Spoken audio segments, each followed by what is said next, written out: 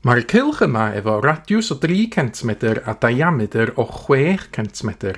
Cylchedd y cylch yw'r pellter o amgylch y cylch, a dyn ni'n ei gyfrifo fo drwy cychwyn efo yr rhif pi, a wedyn llosi efo'r diameter yn yr achos yma yn 6, na i gael y cyfrifiannell i wneud hynny.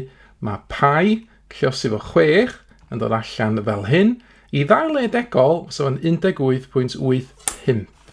A 18.85 cm ydy o, roedd centimetr ydy diameter a radiws y cylch. Ar gyfer arwynebedd y cylch, sef faint o le mae'n gymryd i fyny, faint o baent sy'ch chi angen i beintio fo, y fformula ydy pi llosi fo radiws disgwario, yn yr achos yma 3 disgwario.